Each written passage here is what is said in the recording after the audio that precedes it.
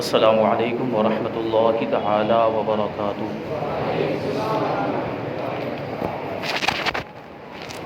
الحمد للہ رب العالمین والعاقبۃ للمتقین والصلاة والسلام علی سید الانبیاء والمرسلین وعلى آلہ واصحابہ اجمعین، اما بعد فاعوذ باللہ من الشیطان الرجیم، بسم اللہ الرحمن الرحیم۔ قل لا اسألكم علیہ اجرا الا المودۃ فی القربى، صدق اللہ مولانا العظیم وصدق رسولہ النبی الامین المتین الکریم، ونحن على ذلك لمن الشاهدين والشاكرين والذاكرين والحامدين والحمد للہ رب العالمین۔ آئیے ہم اور آپ سب سے پہلے حضور سرور کائنات، فخر موجودات، باعث تخلیق کائنات، احمد مجتبی محمد مصطفیٰ صلی اللہ علیہ وسلم کی بارگاہ بے کس پناہ میں جھوم جھوم کر درود و سلام کا نذرانہ عقیدت پیش کریں اور پڑھیں اللہم صلی علی سیدنا و مولانا محمد معدن الجود والکرم وآلہ الکرام وابنہ الکریم وبارک وسلم صلاۃ و سلاما علیک یا رسول اللہ صلی اللہ تعالی علیہ وسلم۔ عزیزان ملت اسلامیہ، جیسا کہ آپ سب جانتے ہیں کہ ہمارے 10 روزہ پروگرام کا یہ آخری دن ہے۔ ابھی تک ہم نے خلفائے راشدین، حضرت خاتون جنت اور امام حسن مجتبی رضی اللہ تعالی عنہم کے حالات سماعت کیے، اور آخری رات ہے، 10ویں رات ہے، اس کی مناسبت سے ہم انشاءاللہ تبارک و تعالی امام علی مقام امام حسین رضی اللہ تعالیٰ عنہ کی بارگاہ میں خراج عقیدت پیش کریں گے۔ اللہ تبارک و تعالی ہماری اس 10 دنوں کی محفل کو اپنی بارگاہ میں قبول فرمائے اور اسے ہمارے لیے آخرت میں ذریعہ نجات بنائے۔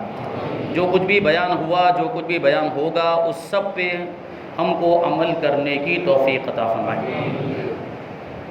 امام علی مقام امام حسین رضی اللہ تعالیٰ عنہ نواسہ رسول ہیں، مولا کائنات علی مرتضیٰ شیر خدا رضی اللہ تعالیٰ عنہ، خاتون جنت فاطمۃ الزہرا رضی اللہ تعالیٰ عنہ کے صاحبزادے ہیں، امام حسن مجتبی رضی اللہ تعالیٰ عنہ کے بھائی ہیں، اور اللہ کے رسول صلی اللہ علیہ وسلم اور ام المؤمنین حضرت خدیجہ الکبریٰ رضی اللہ تعالی عنہا کے نواسے ہیں۔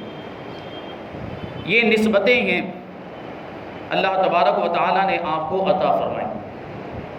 میں نے کل عرض کیا تھا امام حسن مجتبی رضی اللہ تعالی عنہ کے تعلق سے حضرت علی رضی اللہ تعالی عنہ نے ارشاد فرمایا کہ حسن سینے سے لے کر سر تک رسول اللہ صلی اللہ علیہ وسلم کے مشابہ ہیں، اور حسین وہاں سے لے کر پاؤں تک رسول اللہ کے مشابہ، ایک سینے تک مشابہ، ایک وہاں سے پاؤں تک، ایک سینے تک مشابہ، ایک وہاں سے پاؤں تک۔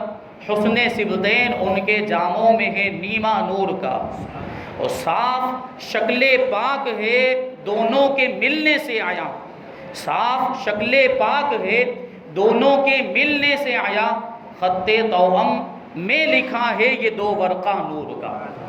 اس کو میں نے اس کی تھوڑی سی وضاحت کی تھی۔ حضرت علی مرتضیٰ رضی اللہ تعالیٰ عنہ نے یہ ارشاد فرمایا کہ امام حسن حضور اقدس صلی اللہ علیہ وسلم کے سینے سے لے کر سر تک مشابہ، اور سینے سے لے کر پاؤں تک امام حسین مشابہت رکھتے ہیں، اور خط توأم کے بارے میں بیان کیا جاتا ہے کہ وہ خط ہوتا ہے جو 2 ورقوں میں لکھا جاتا ہے۔ جو 2 پیج میں لکھا جاتا ہے اور اس طریقے سے لکھا جاتا ہے کہ جب تک ان 2 پیجوں کو 2 ورقوں کو آپس میں نہ ملایا جائے تو خط میں کیا لکھا ہے اس کا مضمون سمجھ میں نہیں آتا۔ تو جس طریقے سے خط توأم کو جمع کرنا ضروری ہوتا ہے اور جمع کرنے کے بعد خط کا مضمون سمجھ میں آ جاتا ہے، اسی طریقے سے امام حسن اور امام حسین کو جمع کیا جائے تو رسول اللہ کی شکل و صورت تیار ہو جاتی ہے۔ یہ شان اللہ تبارک و تعالیٰ نے دونوں شہزادوں کو عطا فرمائی۔ اور آپ دیکھیں تو میں نے کل عرض کیا تھا کہ امام حسن مجتبی رضی اللہ تعالیٰ عنہ نے حضرت امیر معاویہ سے صلح فرمائی، لیکن امام حسین رضی اللہ تعالیٰ عنہ نے یزید سے صلح نہیں فرمائی، یزید کے سامنے سر نہیں جھکایا، کیونکہ یزید شرابی کبابی تھا، فاسق و فاجر تھا، نمازوں کا چھوڑنے والا تھا، وہ ہرگز خلیفہ اور مسلمانوں کا حاکم بننے کے لائق ہی نہیں تھا، تو اس کے سامنے امام حسین سر کیسے جھکا دیتے، اس کی بیعت کیسے کر لیتے۔ شاعر کہتا ہے مرد حق باطل سے ہرگز خوف کھا سکتا نہیں، مرد حق باطل سے ہرگز خوف کھا سکتا نہیں، سر کٹا سکتا ہے لیکن سر جھکا سکتا نہیں۔ تو امام علی مقام نے اپنے اہل بیت کو، اپنے ساتھیوں کو جو ہے ان کی جانیں قربان کر دی اور خود اپنی جان قربان کر دی، لیکن یزید کے ہاتھ پر بیعت نہیں کی، یزید سے انہوں نے کوئی صلح نہیں کی۔ ہمارے اہل سنت و جماعت کے ایک بہت بڑے خطیب نے ایک جملہ دیا تھا کہ امام حسن مجتبی رضی اللہ تعالیٰ عنہ نے جس سے صلح کر لی اس سے ہماری کوئی جنگ نہیں، اور امام علی مقام امام حسین رضی اللہ تعالیٰ عنہ نے جس سے جنگ کی اس سے ہماری کوئی صلح نہیں۔ حضرت امام حسن نے حضرت امیر معاویہ سے صلح کر لی تھی۔ حضرت امیر معاویہ ہمارے سردار ہیں، ہمارے سر کے تاج ہیں، ان سے ہماری کوئی جنگ نہیں ہے، ان کی شان میں گستاخی برداشت نہیں کی جا سکتی۔ اور امام علی مقام امام حسین نے یزید کی خلافت کو تسلیم نہیں کیا، اس کی بیعت نہیں کی، اس کے سامنے سر کو نہیں جھکایا، بلکہ اس سے جنگ کا اعلان کر دیا، تو اس سے ہماری کوئی صلح نہیں ہے، یزید سے ہمارا کوئی تعلق نہیں۔ امام علی مقام امام حسین رضی اللہ تعالیٰ عنہ نے دیکھیں آپ کہ اپنے گھرانے کو لٹا دیا، اپنے ساتھیوں کی قربانی پیش کی، اپنے آپ کو قربان کر دیا، اسلام کو بچانے کے لیے قربانی پیش کی ہے۔ اور اللہ کے رسول صلی اللہ علیہ وسلم نے ارشاد فرمایا حسین منی وانا من الحسین، حسین مجھ سے ہے اور میں حسین سے ہوں۔ اللہ کے رسول صلی اللہ علیہ وسلم سے حسین کا تعلق کیسا، گویا کہ دونوں ایک ہی ہیں۔ اللہ کے رسول نے یہ ارشاد فرمایا کہ حسین مجھ سے ہے، تو یہ بات تو سمجھ میں آتی ہے کہ حسین اللہ کے رسول کے نواسے ہیں، رسول اللہ کا خون ہے، حضرت فاطمہ الزہرا رضی اللہ تعالیٰ عنہ کی اولاد ہیں، تو بات سمجھ میں آتی کہ حسین مجھ سے ہے، یعنی میری اولاد ہے، میرے خاندان سے تعلق رکھتے ہیں، میرے نواسے ہیں۔ لیکن اللہ کے رسول نے یہ کیوں فرمایا کہ میں حسین سے ہوں، یہ کیسے جو ہے کہ بات یہ سمجھ میں نہیں آتی؟ تو اس کا مطلب یہ ہے کہ میں حسین سے ہوں، یعنی میرا دین حسین سے ہے، میرے دین کی بقا حسین سے ہے، میرے دین کی حفاظت حسین نے قربانی دے کر فرمائی۔ بظاہر یزید جیت گیا تھا اور امام حسین رضی اللہ تعالیٰ عنہ شہید ہو گئے، لیکن یزید جیتنے کے باوجود ہار گیا اور امام حسین شہید ہونے کے باوجود زندہ جاوید ہو گئے۔ آج یزید کا نام لینے والا کوئی موجود نہیں دنیا کے اندر، اور امام حسین رضی اللہ تعالیٰ عنہ کی محفلیں ہر گلی، ہر محلے میں اور ہر شہر میں، ہر قریہ میں، ہر بستی میں ہو رہی ہیں۔ پھر یہ بھی دیکھیں کہ امام حسین رضی اللہ تعالیٰ عنہ کا نام ایک اتنا پیارا نام ہے کہ اس نام کے لوگ ہر گلی میں مل جائیں گے، ہر گلی میں، ہر محلے میں کوئی نہ کوئی حسین یا غلام حسین ملے گا، لیکن کوئی یزید نہیں ملے گا۔ یہ نام برا نہیں، یزید کوئی برا نام نہیں ہے، یزید بدبخت سے پہلے بھی بڑے بڑے صحابہ کرام کا نام یزید ہوا، لیکن یہ بدبخت ایسا پیدا ہوا کہ اس نے اس نام ہی کو بدنام کر دیا۔ تو آج کوئی بھی اپنے بچے کا نام یزید رکھنا پسند ہی نہیں کرتا، جبکہ ہم دیکھتے ہیں کہ ہمارے شہروں میں اگر ہم تلاش کریں تو سینکڑوں حسین مل جاتے ہیں اور ہزاروں حسن مل جایا کرتے ہیں۔ لیکن آج کا زمانہ تھوڑا تبدیل ہو رہا ہے، جو اس سے پہلے کا زمانہ 100 سال پہلے کا یا 50 سال پہلے کا، اس میں تو بزرگوں کے ناموں پر نام رکھے جاتے تھے، کیونکہ ہمارے بزرگوں نے بھی ہمیں تعلیم دی، علماء کرام بھی بتاتے ہیں کہ بزرگوں کے نام پر نام رکھا جائے تو اس کی جو برکت ہے وہ بچے کی زندگی میں شامل ہو جایا کرتی ہے۔ لیکن آج بات یہ ہو گئی کہ فلمی اداکاروں اور ایکٹروں کے نام پر نام رکھے جا رہے ہیں، اور ایسے عجیب و غریب نام رکھے جا رہے ہیں۔ بس مقصد کیا ہوتا ہے؟ الگ نظر آنا چاہیے۔ ماڈرن نام رکھے جاتے ہیں، یونیک نام، کہ الگ لوگوں کو سننے میں الگ لگنا چاہیے۔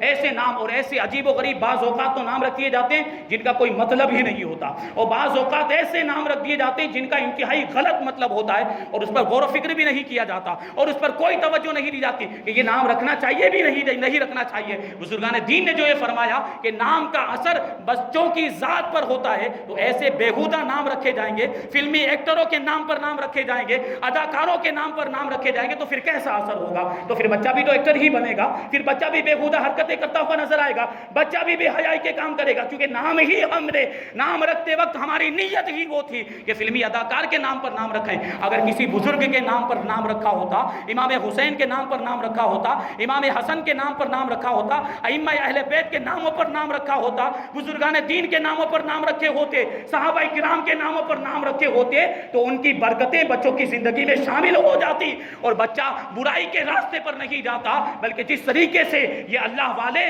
اللہ کی راہ پر تھے، بچہ بھی اللہ کی راہ پر ہوتا۔ ضرورت ہے اس بات کی۔ آج نام رکھے تو پوچھا جائے علماء کرام سے کہ یہ نام ہم رکھ رہے ہیں، رکھنا جائز ہے کہ نہیں جائز، اس کا مطلب کیا ہوتا ہے، معنی درست ہے کہ نہیں درست۔ یہ چیزیں ضرورت کی، زمانے کی ضرورت بن گئی ہے، جبکہ خاص طور پر ہماری ماں و بہنوں کے معاملات ایسے ہو گئے، وہ نام ڈھونڈ کے لاتی ہیں، ایسے عجیب و غریب نام ڈھونڈ کے لائیں گے کہ جو ہم نے کبھی سنے بھی نہیں، اور ایسے نام رکھے جاتے ہیں۔ اللہ تبارک و تعالیٰ ہماری ماں و بہنوں کو خاص طور پر اس کی صحیح سمجھ عطا فرمائے۔ تو یہ جو دونوں نام ہیں امام حسن اور امام حسین کے، بڑے ہی پیارے نام، یہ جو نام ہے یہ صرف امام حسن اور امام حسین ہی کو عطا کیے گئے، اس سے پہلے کسی کا نام نہ حسن تھا نہ حسین تھا۔ لیکن جب ان دونوں شہزادوں کے نام حسن اور حسین رکھ دیے گئے تو پھر اس کے بعد ہزاروں، سینکڑوں، لاکھوں، بلکہ کروڑوں لوگوں نے اپنی اولاد کے نام حسن اور حسین کے نام پر رکھے۔ تو یہ شان ہے۔ تو امام حسین رضی اللہ تعالیٰ عنہ کی جو جنگ تھی وہ ظلم کے خلاف جنگ تھی، ظلم کے خلاف آپ کھڑے ہوئے تھے، اور آپ یہ بات ذہن میں رکھیں کہ قیامت تک ظلم کے خلاف جو بھی جنگ لڑی جائے گی وہ حسینی جنگ ہے۔ امام حسین رضی اللہ تعالیٰ عنہ نے ایک مثال قائم کر دی ہے کہ ظلم کے خلاف سر نہیں جھکانا ہے۔ آج ضرورت اس بات کی ہے کہ ظلم ہمارے اوپر بھی ہو رہا ہے۔ آج مسلمانوں کو ظلم کا سامنا، مسلمانوں کو قتل کیا جا رہا ہے، مسلمان موب لنچنگ کا شکار ہو رہے ہیں، اور مسلمانوں پر طرح طرح کے ظلم و ستم کیے جا رہے ہیں۔ آج حسینی کردار کو اپنانے کی ضرورت ہے، آج حسینی کردار کو اپنانے کی ضرورت ہے، اور ظلم کے خلاف آواز اٹھانے کی ضرورت ہے۔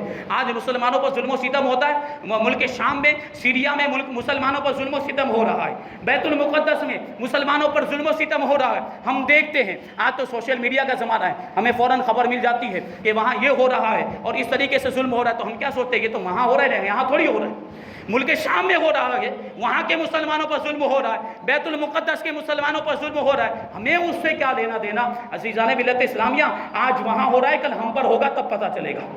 اللہ کے رسول صلی اللہ علیہ وسلم نے ارشاد فرمایا کہ مومن ایک جسم کی طرح ہوتا ہے، مومن ایک جسم کی طرح ہوتا ہے۔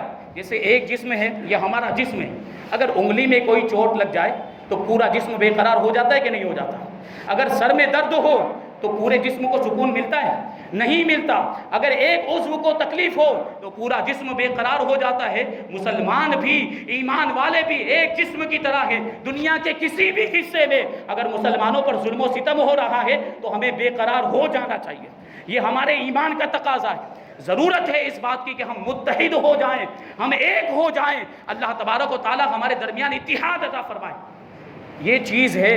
امام حسین رضی اللہ تعالیٰ عنہ نے کربلا کے میدان سے ہمیں اس کا سبق دیا۔ امام حسین رضی اللہ تعالیٰ عنہ 5 شعبان المعظم ہجری 4 میں مدینہ منورہ کے اندر پیدا ہوئے۔ اللہ کے رسول صلی اللہ علیہ وسلم نے خود آپ کے کان میں اذان دی اور اپنا لعاب دہن آپ کو چٹایا۔ امام حسین کے پیٹ میں سب سے پہلی جو چیز پہنچی ہے وہ رسول اللہ کا تھوک مبارک ہے۔ یہ شان، یہ مقام و مرتبہ۔ اب آپ سوچیں کہ جس کے پیٹ میں سب سے پہلی غذا ہی لعاب رسول ہو، اس کا مقام و مرتبہ کیا ہوگا؟ پھر اللہ کے رسول صلی اللہ علیہ وسلم نے آپ کے لیے دعا فرمائی اور 7ویں دن آپ کا عقیقہ فرمایا اور آپ کا نام حسین رکھا، اور ارشاد فرمایا کہ حضرت ہارون علیہ السلام نے اپنے دونوں بیٹوں کا نام شبیر و شبر رکھا تھا، تو میں نے بھی اپنے دونوں بیٹوں کا نام حسن اور حسین رکھا ہے۔ حضرت ہارون علیہ السلام کے دونوں بیٹے شبیر و شبر، شبیر و شبر یہ سریانی زبان کا لفظ ہے، اور حسن اور حسین یہ دونوں عربی زبان کے لفظ ہیں۔ شبیر و شبر کا بھی وہی معنی ہوتا ہے جو عربی میں حسن اور حسین کا معنی ہوتا ہے۔ اللہ کے رسول صلی اللہ علیہ وسلم نے ارشاد فرمایا الحسن والحسین اسمان من اہل الجنہ، یہ حسن اور حسین یہ جنتی ناموں میں سے دو نام ہیں، یہ جنت سے نام آئے ہیں جو شہزادوں کے یہ نام رکھے گئے۔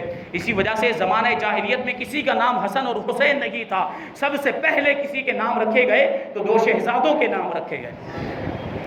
حضرت ابن العرابی حضرت امام مفضل سے بیان کرتے ہیں کہ یہ دونوں نام اللہ تبارک و تعالیٰ نے مخفی رکھے تھے، یہ دونوں نام اللہ تبارک و تعالیٰ نے چھپا کر پوشیدہ رکھے تھے، یہاں تک کہ اللہ کے رسول صلی اللہ علیہ وسلم نے امام حسن اور امام حسین کے یہ نام رکھے۔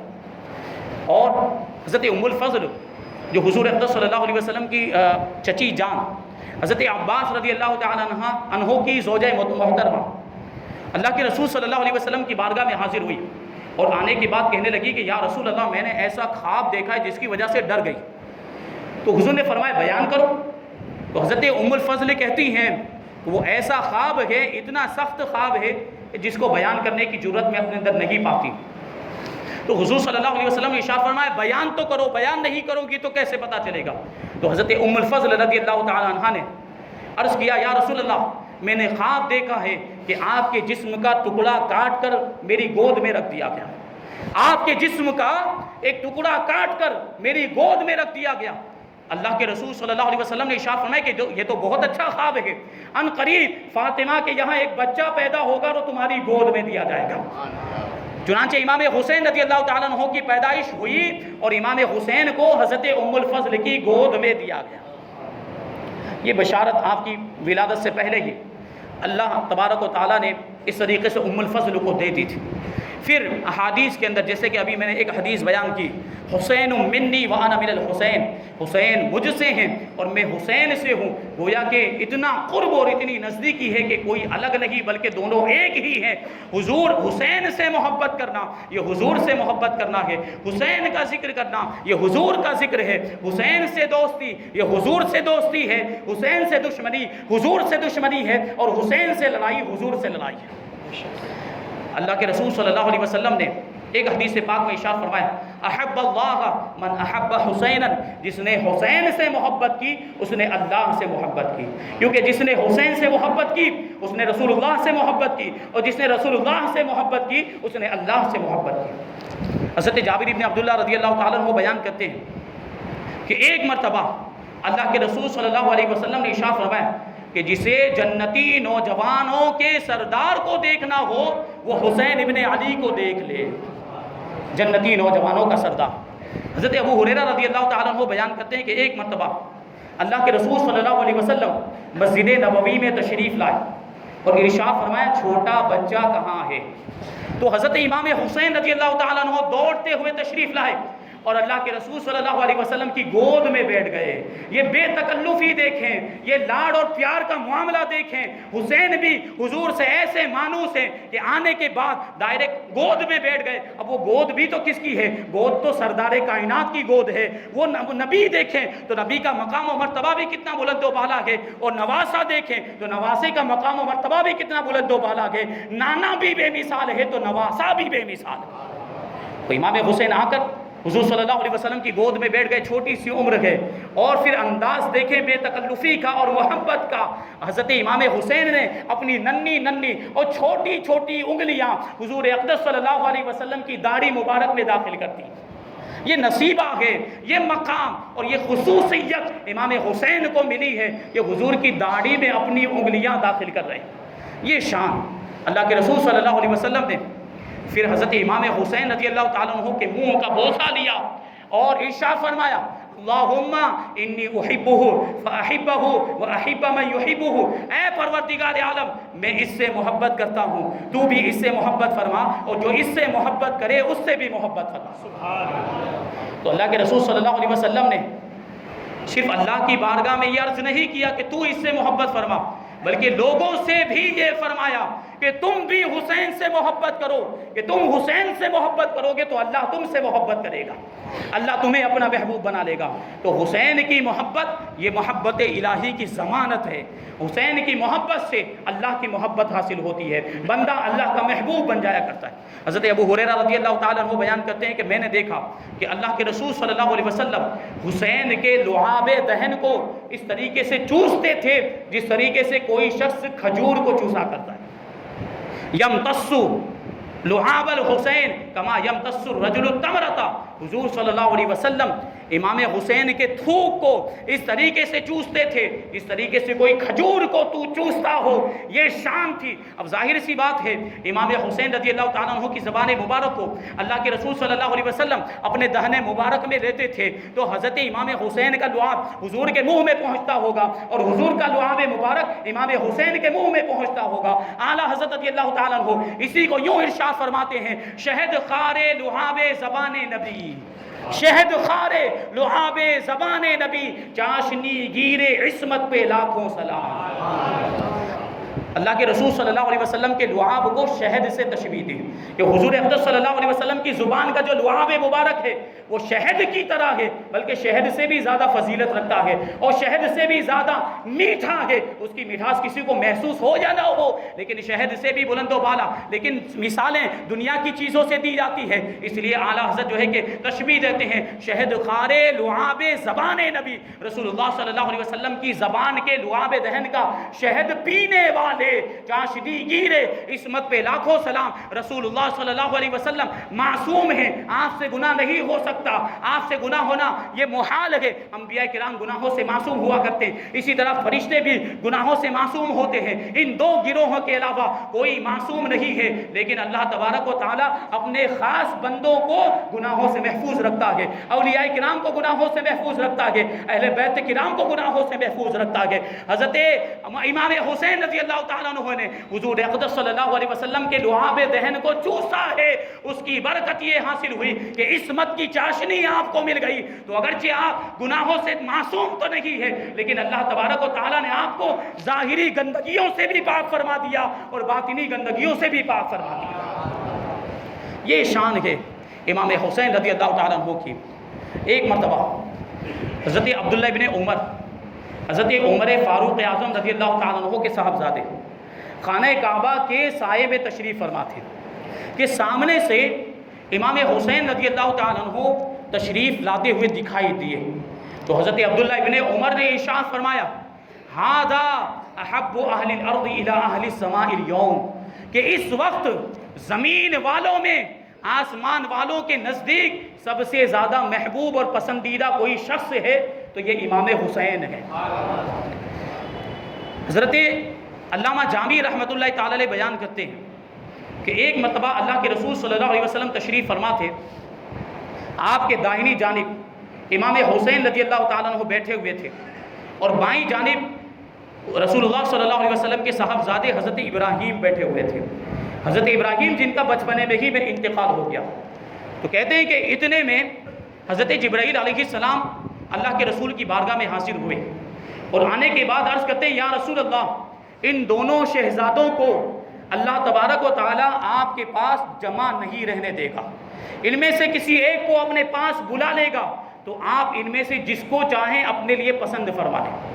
تو اللہ کے رسول صلی اللہ علیہ وسلم نے ارشاد فرمایا کہ اگر حسین رخصت ہو گئے تو ان کی جدائی میں فاطمہ کو بھی تکلیف ہوگی، علی کو بھی تکلیف ہوگی اور میرا بھی دل جلے گا، مجھے بھی تکلیف ہوگی، لیکن اگر ابراہیم فوت ہو جائیں تو زیادہ تکلیف مجھے ہوگی، تو مجھے اپنی تکلیف تو گوارا ہے لیکن فاطمہ اور علی کی تکلیف گوارا نہیں ہے۔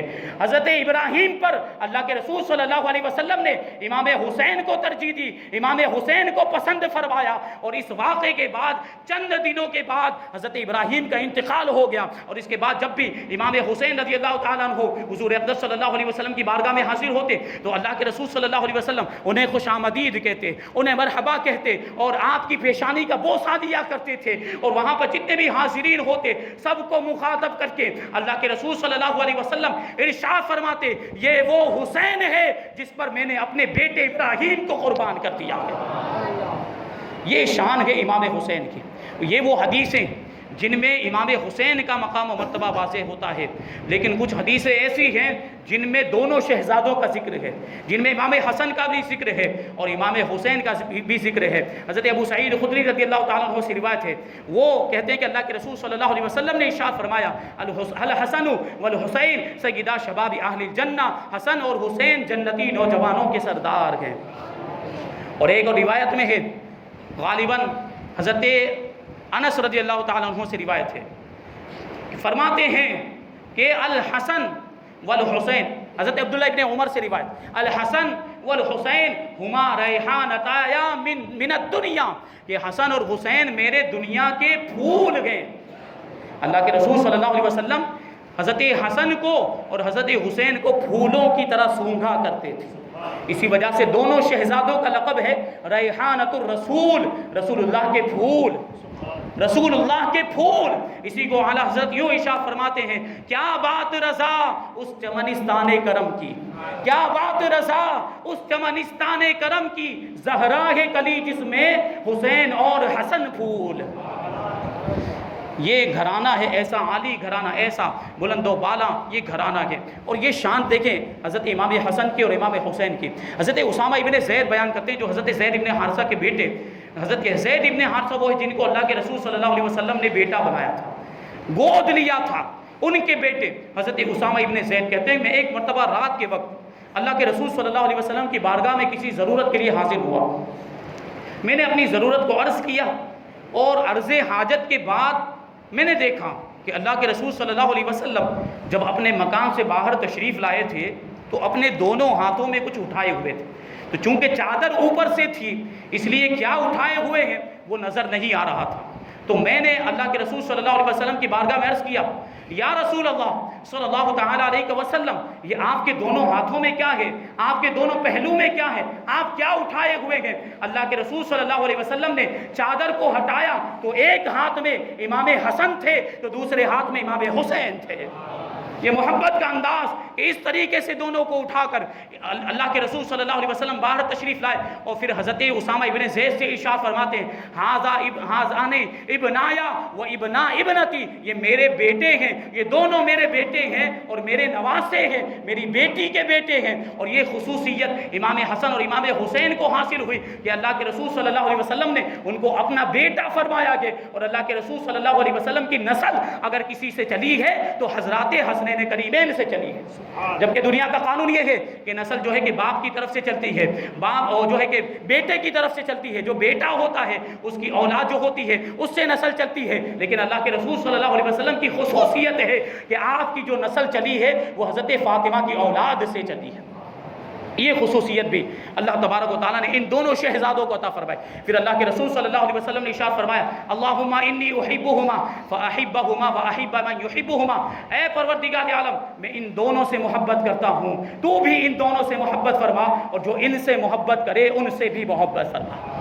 یہ شان ہے دونوں شہزادوں کی. یہاں پر ایک بات یاد آ رہی ہے جو عرض کرنے کی جو ہے کہ بڑی مناسب ہے وہ عرض کرنے میں. وہ بات یہ ہے کہ امام حسن اور امام حسین ان دونوں شہزادوں کو حضرت اسحاق علیہ السلام اور حضرت اسماعیل علیہ السلام سے بڑی گہری مناسبت ہے.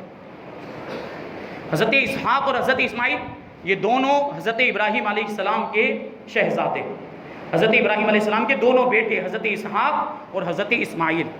اور امام حسن اور امام حسین رضی اللہ تعالیٰ عنہما یہ دونوں شہزادے مولا کائنات علی مرتضیٰ رضی اللہ تعالیٰ عنہ کے. اب دیکھیں آپ حضرت اسحاق علیہ السلام کا معاملہ یہ ہے کہ بنی اسرائیل کے اکثر انبیاء کرام ان کی اولاد میں ہوئے. حضرت اسحاق علیہ السلام کی اولاد میں حضرت یعقوب علیہ السلام اور ان کی اولاد بنی اسرائیل کہلاتی ہے. بنی اسرائیل کے جتنے بھی انبیاء کرام ہیں یہ حضرت اسحاق علیہ السلام کی اولاد میں مانے جاتے ہیں. لیکن حضرت اسماعیل علیہ السلام کی اولاد میں اتنے انبیاء کرام نہیں ہوئے، لیکن ایک نبی اللہ تبارک و تعالیٰ نے حضرت اسماعیل کی اولاد میں ایسا عطا فرمایا جو سارے نبیوں کا سردار ہے. اللہ کے رسول صلی اللہ علیہ وسلم حضور رحمت عالم صلی اللہ علیہ وسلم حضرت اسماعیل علیہ السلام کی اولاد میں ہے. اس اعتبار سے دیکھیں تو حضرت اسماعیل علیہ السلام کا پلہ بھاری ہو جاتا ہے. اور یہی مناسبت دیکھیں تو اس امت کے جتنے بھی بڑے بڑے سادات اولیاء کرام آل رسول اولیاء کرام ہیں، تقریباً سارے کے سارے امام حسین کی اولاد میں، تقریباً سارے کے سارے امام حسین کی اولاد میں ہیں۔ امام حسن کی اولاد میں بہت کم اولیاء کرام ہوئے، لیکن ایک ولی امام حسن کی اولاد میں ایسا ہوا ہے جو سارے ولیوں کا سردار ہے، وہ ہے غوث پاک رضی اللہ تعالیٰ عنہ۔ امام یہ غوث پاک رضی اللہ تعالیٰ عنہ والد ماجد کی طرف سے حسنی ہے اور والدہ ماجدہ کی طرف سے حسینی ہے، اور چونکہ دنیا میں جو رشتہ چلتا ہے وہ والد کی طرف سے چلتا ہے، تو آپ امام حسن کی اولاد ہوئے۔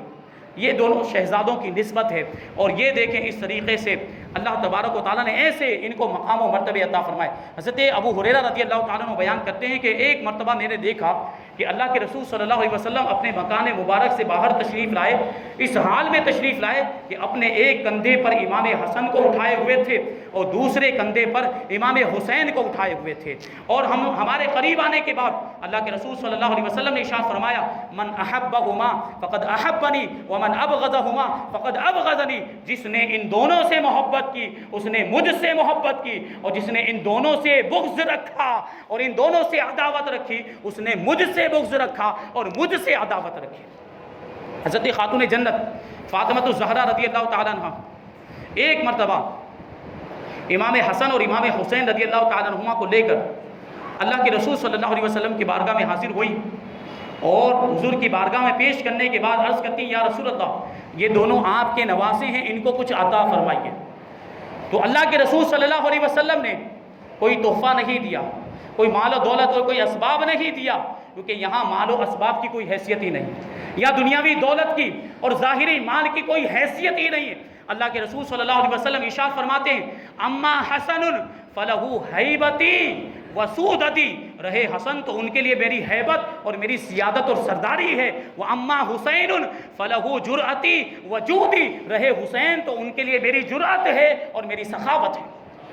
یعنی روحانی چیزیں اور روحانی صفات عطا فرما رہے ہیں، ظاہری چیزوں سے کوئی مطلب ہی نہیں ہے، یہ شان ہے اس گھرانے کی۔ ایک مرتبہ حضرت امام جعفر صادق رضی اللہ تعالیٰ عنہ بیان کرتے ہیں کہ اللہ کے رسول صلی اللہ علیہ وسلم تشریف فرما تھے، اور آپ کے سامنے امام علی مقام امام حسین اور امام حسن رضی اللہ تعالیٰ عنہما یہ کشتی لڑ رہے تھے۔ حضرت خاتون جنت رضی اللہ تعالیٰ عنہ بھی وہاں پہ تشریف فرما تھی۔ تو اللہ کے رسول صلی اللہ علیہ وسلم نے حضرت امام حسین سے فرمایا، حضرت امام حسن سے فرمایا کہ حسین کو پکڑ لو۔ ہوتا ہے نا جب کسی چیز کا مقابلہ ہوتا ہے تو وہ سپورٹ کرنے والے لوگ ہوتے ہیں جو کسی ایک گروپ کو سپورٹ کرتے ہیں، جو کسی ایک ٹیم کو سپورٹ کرتے ہیں اور اس کی حوصلہ افزائی کرتے ہیں۔ تو یہاں امام حسن اور امام حسین کے درمیان مقابلہ ہو رہا تھا، کشتی ہو رہی تھی۔ اللہ کے رسول صلی اللہ علیہ وسلم نے حضرت حسن سے فرمایا کہ حسین کو پکڑ لو۔ تو خاتون جنت کو تعجب ہوا، اللہ کے رسول کی بارگاہ میں عرض کرتی ہیں یا رسول اللہ آپ بڑے سے کہہ رہے ہیں کہ چھوٹے کو پکڑ لو، یہ جو ہے مناسب بات نہیں لگتی، چھوٹے کو کہنا چاہیے کہ بڑے کو پکڑ لو۔ تو اللہ کے رسول صلی اللہ علیہ وسلم ارشاد فرماتے ہیں کہ اے میری بیٹی تم نے ایک طرف دیکھا، تم نے مجھے دیکھا کہ میں حسن کو کہہ رہا ہوں کہ حسین کو پکڑ لو، تم نے دوسری طرف نہیں دیکھا، دوسری طرف حضرت جبرائیل حسین سے کہہ رہے ہیں کہ حسن کو پکڑ لو۔ یہ دو شہزادوں کا مقام و مرتبہ کہ ان دونوں کے درمیان کشتی لڑانے کے لیے سدرۃ المنتہا سے جبرائیل آتے ہیں، یہ مقام و مرتبہ۔ لیکن بدبخت یزیدیوں کو کے سامنے یہ حدیثیں تھی، لیکن ان کے نصیبے مارے گئے تھے۔ ان سارے مقام و مرتبے کو جاننے کے باوجود ان شہزادوں کو انہوں نے شہید کر دیا ہے، ظلم و ستم کا نشانہ بنایا، یہ مقام و مرتبہ۔ علامہ نصفی بیان کرتے ہیں کہ ایک مرتبہ دونوں شہزادوں نے ایک تحریر لکھی، تختیاں لکھی۔ اب دونوں میں اختلاف ہوا کہ کس کی تحریر اچھی ہے، کس نے اچھا لکھا ہے۔ تو جب دونوں میں یہ بات ہوئی، گفتگو ہوئی، تو وہ دونوں اپنی اپنی تختیاں لے کر حضرت مولا کائنات علی مرتضیٰ رضی اللہ تعالیٰ عنہ کی بارگاہ میں پہنچے، اور دونوں شہزادے اپنی تختیاں دکھا کر کہتے ہیں کہ ابا جان بتائیں کہ ہم دونوں میں سے کس کی تحریر اچھی ہے، ہم دونوں میں سے کس نے اچھا لکھا ہے۔ وہ مولا کائنات جنہوں نے حیرت انگیز فیصلے کیے ہیں، جن کے فیصلے میں نے بیان کیے، لیکن یہ فیصلہ وہ نہ کر سکے کیونکہ کسی بھی شہزادے کی دل شکنی ان کو گوارا نہیں تھی۔ ان کو یہ گوارا نہیں تھا کہ ایک شہزادے کی تحریر کو اچھا کہہ دے اور دوسرے کا دل ٹوٹ جائے۔ آپ نے ارشاد فرمایا کہ مجھ سے یہ فیصلہ نہیں ہو سکتا، تم اپنی امی جان کے پاس چلے جاؤ۔ اب یہ دونوں شہزادے اپنی اپنی تختیاں لے کر خاتون جنت کے پاس پہنچے اور کہنے لگے کہ ہم دونوں میں سے کس کی تحریر اچھی ہے، کس نے اچھا لکھا ہے۔ خاتون جنت رضی اللہ تعالیٰ عنہ بھی اس کا فیصلہ نہ کر سکی اور آپ نے ارشاد فرمایا نانا جان کے پاس چلے جاؤ، وہی اس کا فیصلہ کریں گے۔ اب دونوں شہزادے، دونوں نواسے اللہ کے رسول صلی اللہ علیہ وسلم کی بارگاہ میں پہنچنے کے بعد تختیاں دکھا کر کہتے ہیں کہ نانا جان بتائیے کہ ہم میں سے کس کی تحریر اچھی ہے، کس نے اچھا لکھا ہے۔ اللہ کے رسول صلی اللہ علیہ وسلم جو پوری دنیا کا فیصلہ فرمانے والے یہ فیصلہ نہ کر سکے۔ آپ نے سوچا کہ اگر حسین کی تحریر کو اچھا کہہ دیا تو حسن کو برا لگ جائے گا، اور اگر حسن کی تحریر کو اچھا کہہ دیا تو حسین کا دل ٹوٹ جائے گا، اور دونوں میں سے کسی کا بھی دل توڑنا گوارا نہیں تھا۔ اللہ کے رسول نے ارشاد فرمایا اب جبرائیل ہی اس کا فیصلہ کریں گے۔ اب اتنا فرمانا تھا کہ ادھر دوسری جانب آسمان سے حضرت جبرائیل نازل ہوئے اور آنے کے بعد کہتے ہیں اللہ کے حکم سے آیا ہوں، اور ان دونوں شہزادوں کا جو فیصلہ ہے اب اللہ تبارک و تعالیٰ ہی فرمائے گا۔ اللہ کے حکم سے میں جنت سے یہ سیب لے کر آیا ہوں، اب یہ دونوں تختیوں پر یہ سیب میں اوپر سے گراؤں گا، یہ سیب جس تختی پر گر جائے گا اسی کی تحریر زیادہ اچھی ہے۔ چنانچہ دونوں تختیوں کو ایک ساتھ اکٹھا کر کے رکھ دیا گیا اور حضرت جبرائیل نے اوپر سے اس سیب کو گرایا۔ اللہ کی قدرت دیکھیں، اللہ کی شان دیکھیں، وہ سیب جب اوپر سے گرا ہے تو آدھے راستے میں آ کر اللہ کے حکم سے وہ سیب دو ٹکڑے ہو گیا، آدھا ایک تختی پر گرا ہے تو دوسرا آدھا دوسری تختی پر گرا ہے، اور اللہ تبارک و تعالیٰ نے یہ فیصلہ کر دیا کہ دونوں شہزادوں کی تحریر اچھی ہے، نہ کسی کی زیادہ اچھی ہے نہ کسی کی زیادہ بری ہے۔ ایک شہزادے کی تحریر کو اچھا کہہ کر دوسرے شہزادے کے دل کو توڑنا اللہ تبارک و تعالیٰ نے بھی گوارا نہ فرمایا۔ یہ دو شہزادے ان کا مقام و مرتبہ، یہ اللہ تبارک و تعالیٰ نے یہ عظمت عطا فرمائی، اور امام حسین رضی اللہ تعالیٰ عنہ اللہ تبارک و تعالیٰ نے آپ کے ذریعے سے دین کی حفاظت فرمائی، اور آپ کی جو شہادت ہے یہ شہادت پہلے ہی سے مشہور ہو گئی تھی۔ امام حسین رضی اللہ تعالیٰ عنہ کے بچپن میں ہی حضرت علی کو بھی معلوم ہو گیا تھا، خاتون جنت کو بھی معلوم ہو گیا، اور بڑے بڑے صحابہ کرام بھی جانتے تھے اور اہل بیت اطہار بھی جانتے تھے کہ امام حسین ظلم و ستم کے ہاتھوں شہید ہو جائیں گے، اور ان کے اہل خانہ اور رشتہ داروں کو بھی بڑی زیادتی کے ساتھ قتل کر دیا جائے گا۔ چنانچہ حضرت ام الفضل بنت حارث بیان کرتی کہ ایک مرتبہ میں اللہ کے رسول صلی اللہ علیہ وسلم کی بارگاہ میں امام حسین کو لے کر حاضر ہوئی، اور امام حسین کو اللہ کے رسول صلی اللہ علیہ وسلم کی گود میں دیا۔ پھر میں کیا دیکھتی ہوں کہ اللہ کے رسول صلی اللہ علیہ وسلم رو رہے، آپ کی آنکھوں سے برابر آنسو جاری ہیں۔ تو میں نے پوچھا یا رسول اللہ کیا معاملہ ہے، کیوں رو رہے ہیں، آنسو بہانے کی وجہ کیا ہے؟ تو اللہ کے رسول صلی اللہ علیہ وسلم نے ارشاد فرمایا کہ ابھی جبرائیل میرے پاس آئے تھے اور انہوں نے مجھے خبر دی ہے کہ آپ کی امت آپ کے اس شہزادے کو شہید کر دے گی، اور وہاں کی مٹی بھی لے کر آئے جہاں پر حسین کو شہید کر دیا جائے گا، وہ سرخ رنگ کی مٹی مجھے لا کر انہوں نے دکھائی۔ تو یہ دیکھیں اس میں بھی بیان کیا گیا۔ اسی طریقے سے ابن سعد اور طبرانی حضرت ام المؤمنین عائشہ صدیقہ رضی اللہ تعالیٰ عنہ سے بیان کرتے ہیں کہ اللہ کے رسول صلی اللہ علیہ وسلم نے ارشاد فرمایا کہ مجھے جبرائیل نے خبر دی ہے کہ میرے اس بیٹے حسین کو میری امت ایسی جگہ پر قتل کر دے گی جس کا نام طف ہے، مقام طف میں اس کو قتل کر دیا جائے گا، اور وہاں کی مٹی لا کر بھی انہوں نے مجھے دکھائی ہے، ان کی قتل گاہ اور ان کی شہادت گاہ کی مٹی لا کر انہوں نے مجھے دکھائی، اور یہ جو مقام طف ہے یہ کوفہ کے قریب ہے جس کو کربلا کہا جاتا ہے، وہیں پر امام حسین شہید ہوئے، آپ کے ساتھی شہید ہوئے، اہل بیت اطہار وہیں پر شہید ہوئے۔ اور ایک اور روایت کے اندر حضرت انس رضی اللہ تعالیٰ عنہ سے مروی ہے کہ بارش کے فرشتے نے اللہ کے رسول صلی اللہ علیہ وسلم کی بارگاہ میں حاضر ہونے کی اجازت طلب کی، تو بارش کے فرشتے کو جب اجازت ملی تو وہ حاضر ہوا، سلام عرض کیا، اتنے میں حضرت امام حسین رضی اللہ تعالیٰ عنہ حضور کی بارگاہ میں آئے اور حضور کی گود میں تشریف فرما ہو گئے، اور حضور صلی اللہ علیہ وسلم نے آپ کو بوسہ دیا اور آپ سے پیار کرنے لگے۔ وہ جو بارش کا فرشتہ تھا وہ کہنے لگا کہ کیا آپ اس شہزادے سے محبت کرتے ہیں؟ کیا آپ حسین سے پیار کرتے ہیں؟ تو حضور نے ارشاد فرمایا ہاں، میں اپنے اس بیٹے سے بڑی محبت کرتا ہوں اور اس سے بڑا پیار کرتا ہوں۔ تو فرشتے نے کہا کہ اس بیٹے کو، تمہارے اس پیارے لاڈلے کو عنقریب آپ کی امت شہید کر دے گی، اگر آپ چاہیں تو ان کی قتل گاہ کی مٹی لا کر میں آپ کو دکھاؤں۔ پھر وہ فرشتہ گیا، بارش کا فرشتہ، اور کربلا کی مٹی لے کر آیا اور اللہ کے رسول صلی اللہ علیہ وسلم کے سامنے پیش کی۔ حضرت ام المؤمنین ام سلمہ رضی اللہ تعالی عنہ نے اس مٹی کو اپنے کپڑے میں لے لیا، اور ایک روایت کے اندر ہے اللہ کے رسول صلی اللہ علیہ وسلم نے حضرت ام سلمہ سے ارشاد فرمایا کہ جب یہ مٹی خون میں تبدیل ہو جائے تو سمجھ جانا کہ میرے بیٹے حسین کو شہید کر دیا گیا۔ حضرت ام سلمہ رضی اللہ تعالی عنہ نے اس مٹی کو ایک شیشی کے اندر بند کر لیا تھا، اور جس دن امام حسین رضی اللہ تعالی عنہ کی شہادت ہوئی ہے وہ مٹی خون میں تبدیل ہو گئی۔ اسی طریقے سے ابن سعد امام شعبی سے روایت کرتے ہیں کہ حضرت مولا کائنات علی مرتضیٰ رضی اللہ تعالیٰ عنہ جنگ صفین کے موقع پر سفر کر رہے تھے کہ آپ کا گزر کربلا کے پاس سے ہوا۔ امام حسین رضی اللہ تعالیٰ عنہ کی شہادت گاہ کے پاس سے ہوا۔ آپ ٹھہر گئے، لوگوں سے پوچھا کہ اس جگہ کا نام کیا ہے؟ لوگوں نے بتایا کہ کربلا۔ حضرت علی اتنا روئے کہ آپ کی داڑھی مبارک تر ہو گئی اور آنسو زمین پر گرے، تو وہ زمین کا حصہ جہاں پر آنسو گرے وہ بھی تر ہو گئی، اتنا روئے حضرت علی رضی اللہ تعالیٰ عنہ۔ لوگوں نے پوچھا رونے کی وجہ کیا ہے؟ تو حضرت علی رضی اللہ تعالیٰ عنہ نے ارشاد فرمایا ان ولد الحسین یقتل، بے شک اللہ کے رسول صلی اللہ علیہ وسلم نے مجھ سے ارشاد فرمایا ان ولد الحسین یقتل بشاطئ الفرات بموضع یقال له الکربلا، کہ یہ میرا جو بیٹا حسین ہے یہ دریائے فرات کے کنارے پر اس جگہ پر شہید کر دیا جائے گا جس کو کربلا کہا جاتا ہے۔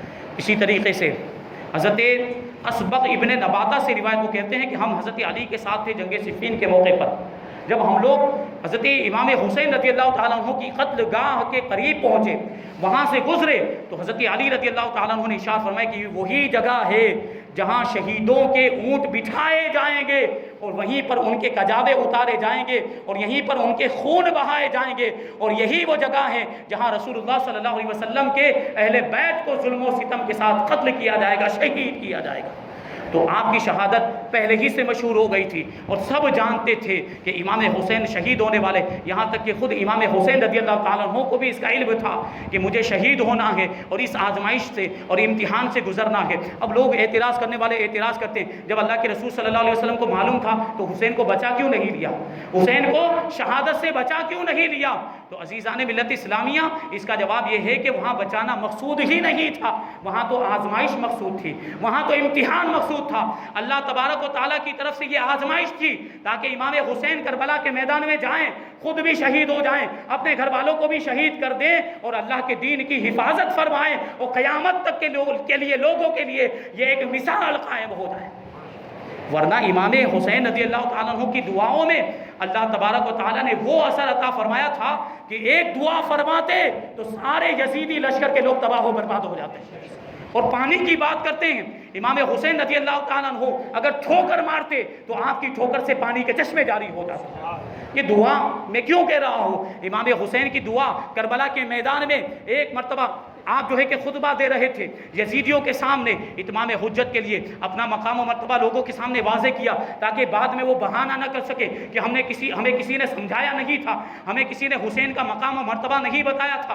امام حسین نے خود کہا مجھے جان لو کہ میں رسول اللہ کا نواسا ہوں، میں علی کا بیٹا ہوں، میں خاتون جنت کا بیٹا ہوں، میرے چچا دیکھو حضرت جعفر ہیں، یہ سارے آپ نے اپنی خصوصیات اور اپنی فضیلت اور اپنے مقام و مرتبے کو واضح کیا۔ لیکن ساتھ ہی ساتھ اس کربلا کے میدان کے اندر 10 محرم الحرام کے اندر آپ کی دعائیں کس طریقے سے، دعاؤں کا اثر جو ظاہر ہوا، ایک شخص بدبخت مالک بن عروہ نام کا وہ آیا میدان کے اندر، امام علی مقام امام حسین رضی اللہ تعالیٰ عنہ تقریر فرما رہے تھے، اور معاملہ یہ تھا کہ جو خواتین اہل بیت پردہ نشین خواتین کے جو خیمے تھے، امام حسین رضی اللہ تعالیٰ عنہ نے اس سے ایک رات پہلے ہی اپنے ساتھیوں کو حکم دیا تھا کہ ان خیموں کی پیچھے کی جانب آگ جلا دی جائے، وہاں خندق کھود کر، وہاں گڈھے کھود کر ان میں لکڑیاں ڈال کر ان لکڑیوں میں آگ جلا دی جائے تاکہ یہ یزیدی پیچھے سے حملہ نہ کر سکے اور خواتین اہل بیت کو کوئی نقصان نہ پہنچا سکے۔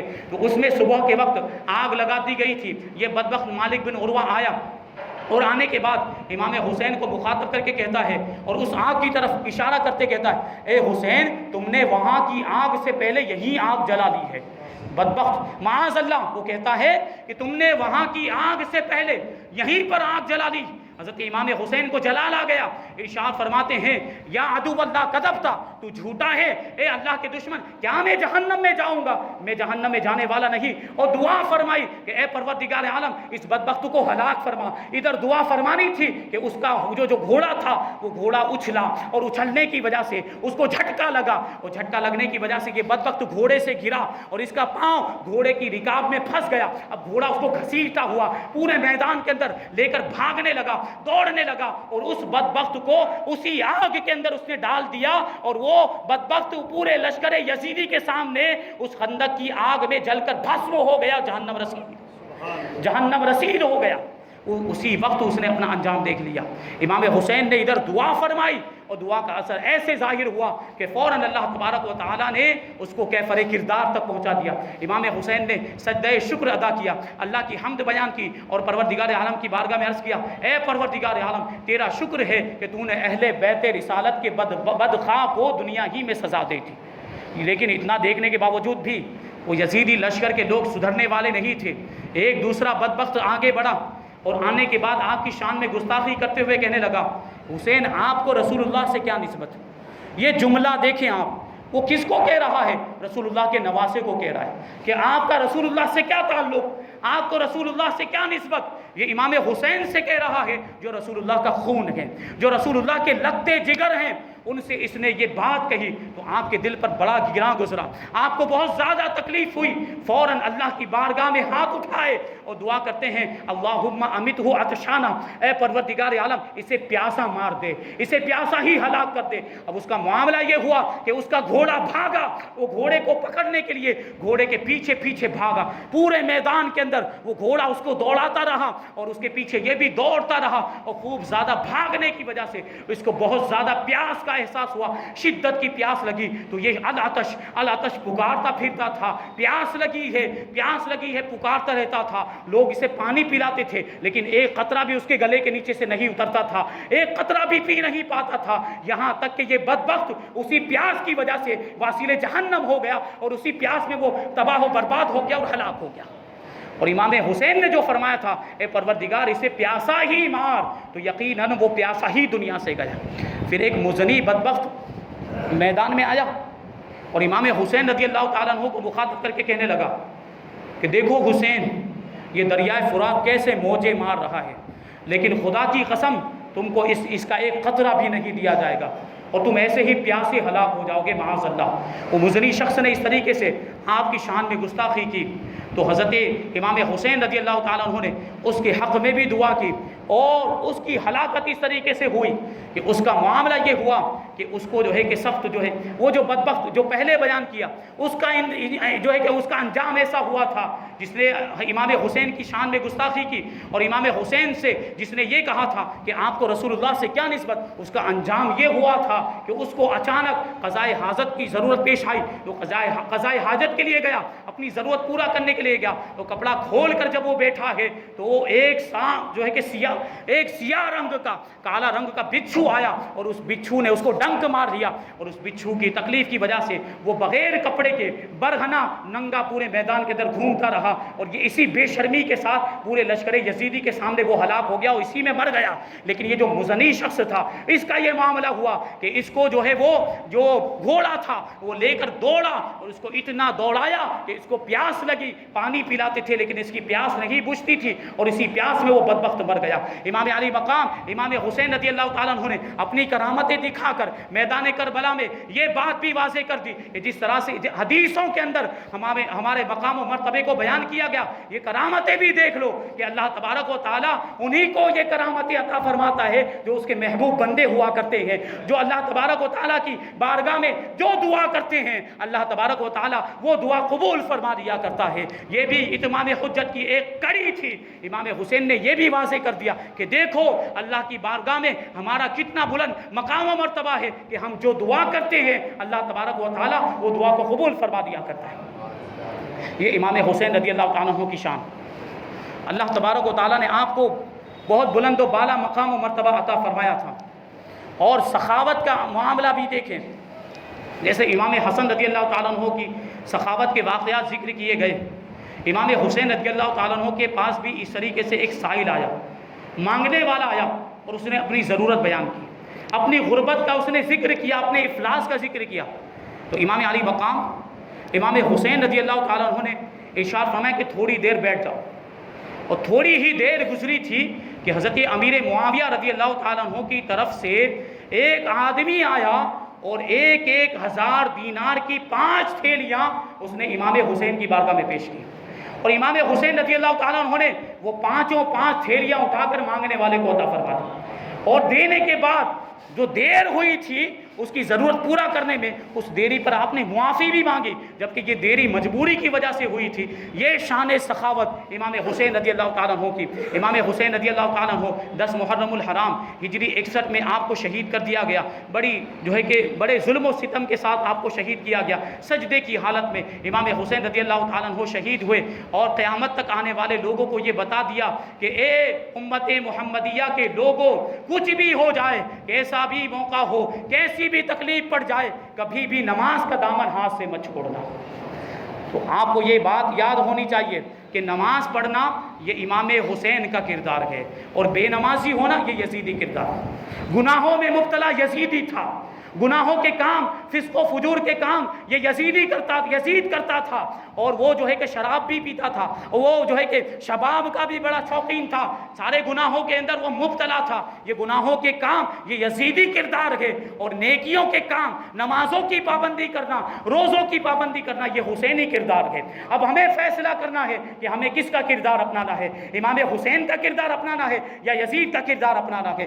یقیناً سب کا جواب یہی ہوگا کہ ہمیں حسینی کردار چاہیے۔ اگر ہم حسینی کردار اپنانا چاہتے ہیں تو ہمیں نمازوں کی پابندی کرنی پڑے گی، ہمیں روزوں کی پابندی کرنی پڑے گی، ہمیں گناہوں سے بچنا ہوگا، ہمیں نیک کام کرنے ہوں گے۔ یہی حسینی کردار ہے۔ ہم تو برائیوں میں مبتلا ہیں، ہم طرح طرح کے گناہوں میں مبتلا ہیں۔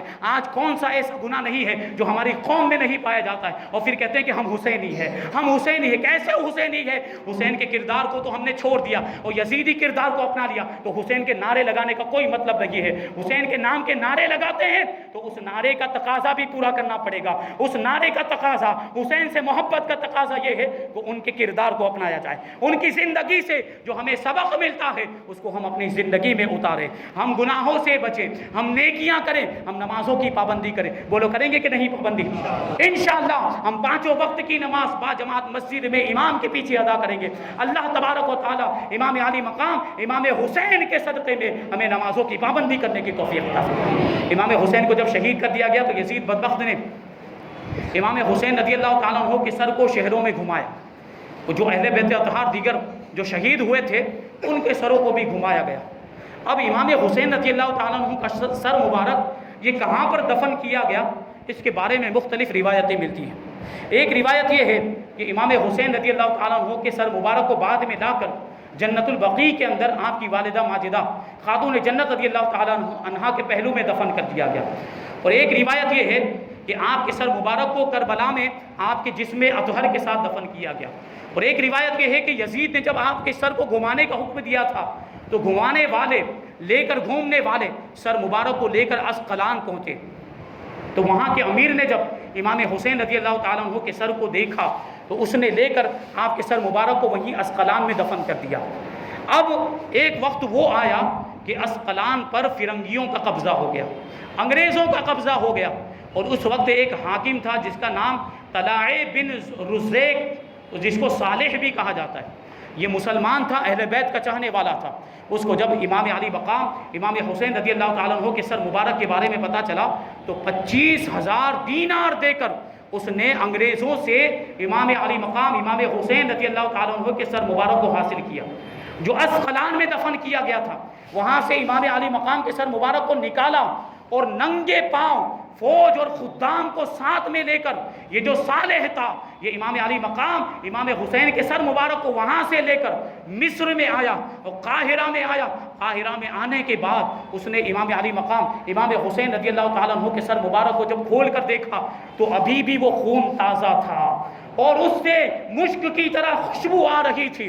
تو وہ جو صالح تھا اس نے پھر یہ کیا کہ امام علی مقام امام حسین رضی اللہ تعالیٰ عنہ کے سر مبارک کو ایک سبز رنگ کے ریشمی کپڑے کے اندر رکھا اور آبنوسی کرسی، جو آبنوس ایک بہت ہی قیمتی لکڑی ہوتی ہے، اس لکڑی کی بنی ہوئی ایک کرسی تیار کروائی اور اس کرسی پر امام علی مقام کے سر مبارک کو رکھا. پھر مشک و عنبر اور دیگر خوشبوئیں اسی کے وزن کے برابر یہ خوشبوئیں لی اور امام علی مقام کے سر مبارک کے ارد گرد اور نیچے یہ ساری خوشبوئیں لگا دی، پورا معطر کر دیا اور مشہد حسینی تیار کر دیا. یہ مشہد حسینی آج بھی مصر کے اندر خان خلیلی نام کی ایک جگہ ہے، وہاں پر اس کے قریب میں موجود ہے، بڑی مشہور جگہ.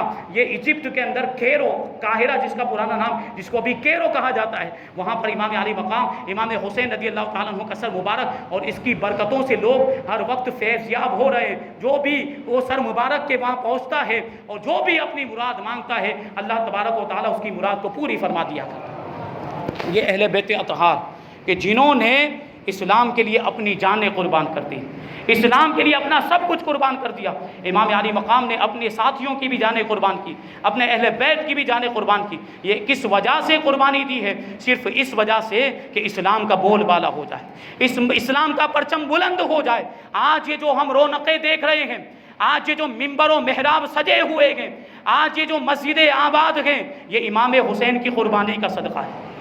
آج جو یہ اسلام کی بہاریں دیکھ رہے ہیں ہم، آج یہ جو سنیت کی بہاریں دیکھ رہے ہیں، یہ امام حسین کی شہادت کا صدقہ ہے. امام حسین کا کردار ہی تھا. اگر امام حسین یزید کے سامنے جھک جاتے تو پھر کسی کے اندر ہمت نہیں ہوتی کہ وہ وقت کے ظالم کے سامنے کھڑا ہوتا. امام حسین نے ایک مثال قائم کر دی، ایک آئیڈیل بنا دیا لوگوں کے سامنے. تو ان کے بعد میں آنے والے لوگ جو حسینی کردار رکھتے تھے، اپنے زمانے کے یزیدیوں سے انہوں نے مقابلہ کیا. ہر زمانے میں یزید پیدا ہوا ہے، ہر زمانے میں حسینی کردار رکھنے والے بھی پیدا ہوئے، مجاہدین اسلام بھی پیدا ہوئے اور انہوں نے اپنے زمانے کے یزیدوں کا مقابلہ کیا اور ظالم بادشاہوں کا مقابلہ کیا. اور ہر دور میں حسین کی سنت پر عمل کرتے ہوئے لوگوں نے اسلام کو زندہ کیا، اسلام کی آبیاری کی. امام حسین نے اپنا خون دے کر اسلام کے درخت کو سینچا ہے اور اسلام کے شجر کی آبیاری کی ہے. یہ امام حسین رضی اللہ تعالیٰ عنہ کا کردار ہے. ہمیں ضرورت اس بات کی ہے کہ ہم امام حسین کے کردار کو اپنائیں. یہ شان ہے امام علی مقام امام حسین رضی اللہ تعالیٰ عنہ کی. یزیدی کردار سے ہم دور ہٹیں اور حسینی کردار اپنائیں. اللہ تبارک و تعالی ہمیں آپ کو ہم سب کو حسینی کردار اپنانے کی توفیق عطا فرمائے اور یزیدی کردار سے بچنے کی توفیق عطا فرمائے. سارے خرافات سے، گناہوں سے، بے حیائی کے کاموں سے اور برے کاموں سے ہم سب کو بچنے کی توفیق عطا فرمائے. نماز پنجگانہ با جماعت ادا کرنے کی توفیق عطا فرمائے. وما علینا الا البلاغ. السلام علیکم.